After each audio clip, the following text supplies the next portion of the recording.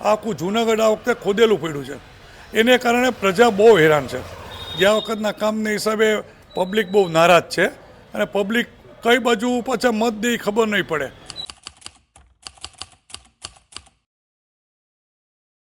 જૂનાગઢમાં સમીકરણમાં તો અત્યારે કાંઈ કહી શકે એવું નથી, કારણ કે ગયા વખતના કામના હિસાબે પબ્લિક બહુ નારાજ છે અને પબ્લિક કઈ બાજુ પાછા મત દે ખબર નહીં પડે.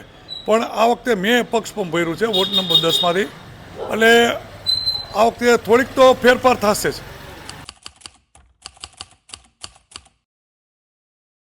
મેં એવો વિચાર કર્યો સિટી બસ તો પહેલાં ચાલુ કરાવી છે, કારણ કે સિટી બસ ચાલુ કરાવીએ તો પ્રજાને ઘણી રાહત મળે. કારણ કે અત્યારે જે પૈસા સિટી બસમાં આવે તો ગરીબ માણસ, સાધારણ માણસો હોય એને સિટી બસ હોય તો બહુ લાગુ પડે એમ છે.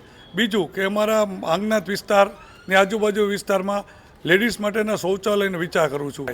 ત્રીજા નંબરમાં જૂનાગઢમાં બાગ બગીચા છે ને બહુ છે, પણ એમાં કંઈ સગવડતા નથી. મારી એવી ગણતરી કે સગવડતા મળે, સારી સારી રાઇટો મૂકવામાં આવે, ભલે 5 રૂપિયા મિનિમમ એન્ટ્રીથીને માણસોને આવે તો મધ્યમ વર્ગના ગરીબ માણસો અને સાવ ગમે તે માણસો ત્યાં આવી શકે છે.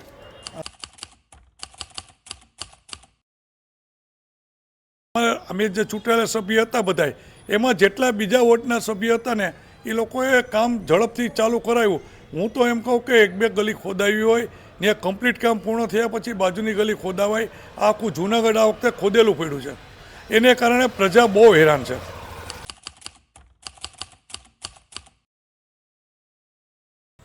માણસોની અપેક્ષા એવી હોય કે જે માણસ ચૂંટાઈને આવે 5 વર્ષ પોતાના વિસ્તારમાં કામ કરે. જેવા કે પાણીનું કામ હોય તો સવારે 5 વાગ્યાથી 8 વાગ્યા સુધી આવે.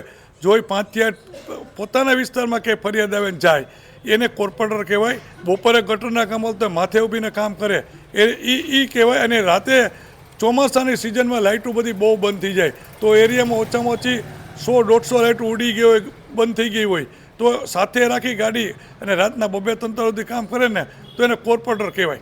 લોકો વધુ ને વધુ મતદાન કરે અને મતદાનમાં એવું નથી કે 4 મત દેવા ફરજિયાત છે. 1 મત દે કે 2 મત દે, 3 મત દે કે એવું જેને જેટલા દેવા કે 4 મત ફરજિયાત નથી. 4 4 દેવો, પણ સારા ઉમેદવાર જોઈ અને મતદાન કરે એવી મારી એક અપીલ છે.